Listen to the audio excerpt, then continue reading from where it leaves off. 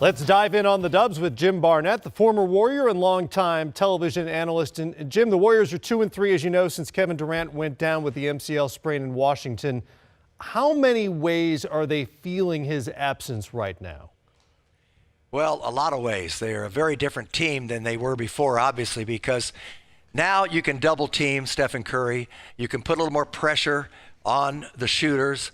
And also, this team, I don't think people realize how important Kevin Durant was to the defense of this team. He's made them a better defensive team. He's their leading shot blocker. He covers a lot of territory. They've had more responsibility that way, and they've really missed him. First of all, back east when they first he went down just a minute and a half into that game against Washington, it was just a shock, and so that was a very, very tough game for him. But it just happens to coincide with a very poor shooting episode right now that they're going through right now, particularly Stephen Curry, Klay Thompson. They are shooting on this, the last 6 games, they're shooting 25% from three-point range, both of them.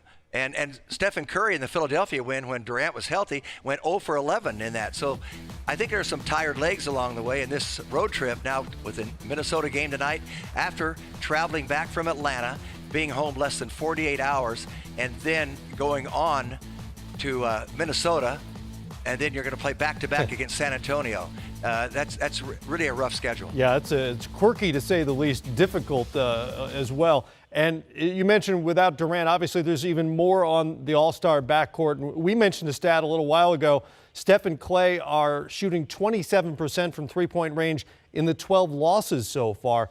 To you, does that represent some kind of a blueprint for the opposition to beat the Warriors, or just a consequence of what happens when they're not playing particularly well? Well, I think that certainly is a blueprint. If you let them take threes and they're uncontested, you're going to lose the basketball game. It's very important to this team right now. And, of course, going to San Antonio tomorrow night, they're the #1 three-point shooting team in the league.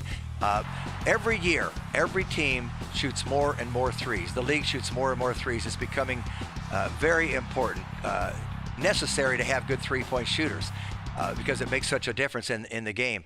But right now, I've seen Klay Thompson go off 37 points in a quarter against Sacramento. He scored 60 points earlier this year in 29-plus minutes, and he was being defended as well, but he moves so well without the ball.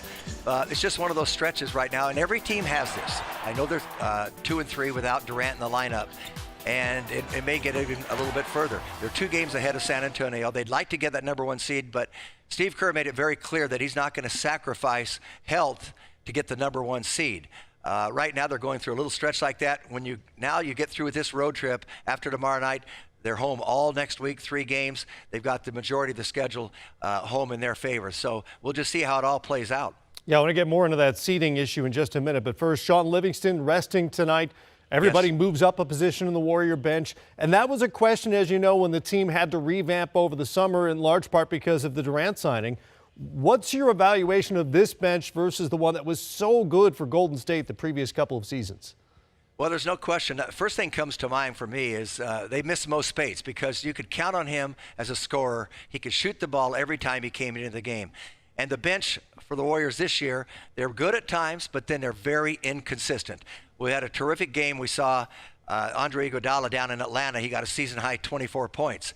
And it's been a long time since he's been over 20 points. I think the first time this year, maybe the second time. Ian Clark earlier in the year was dependable. He was scoring about 7 or 8 points a game and playing 14 or 15 minutes. But he's been inconsistent. That's the problem. And, I think every team needs 1 or 2 players that can come off the bench and you can count. Be consistent. They don't have that this year. That is one problem.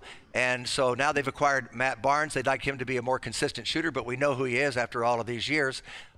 He can play defense for him a little bit. He fits the system. But that's the one problem here, because I know Stephen Curry would like to rest a little bit, Klay Thompson possibly, and you've got Iguodala, at his age and the wear and tear on his knees and legs. They want to rest him a little bit. And it's tough to take those guys out of the lineup. The Spurs, you mentioned a moment ago, they finally lost last night, so the lead of the West is now 2 with a meeting in San Antonio tomorrow. Jim, everybody would prefer to have home court throughout. under ideal circumstances. Do you think that top seed matters more to either of these veteran teams? I think it matters. I think it matters a lot when you look at who you're going to face in the first round. If you've got a team in the 8th spot, or if you go into the 2nd spot and then you have to go through Oklahoma City, you have to go through either Houston or Memphis, and then maybe you play the Spurs. So you're going to play possibly 21 games before the finals. Even if you get through those first 3 rounds, that takes a toll on you. So I think it's very important to get the number 1 seed. But, you still have to go and you have to win the basketball games. It's San Antonio, there's something about them. They've got that magic, and it starts with Greg Popovich. And we'll see how the Warriors play that tomorrow night, and if any guys do sit down and rest, or what's going to happen. And sometimes I think to beat San Antonio, the Warriors had never won in over 30 times until last year in the regular season. They won in the playoffs a couple years back, but they went to San Antonio and won a game last year, and I think that was a big psychological lift for them.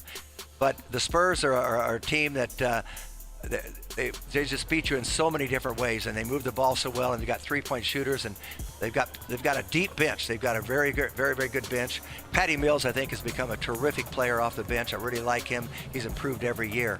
So San Antonio is they're just a sleeper all the time. They just kind of stay in the background, and you may have to beat them with smalls, and maybe you can't go big all the time with them, LaMarcus Aldridge, and when they go big in there with Gasol. Yeah, that Spurs machine just keeps churning out winning seasons year after year after year.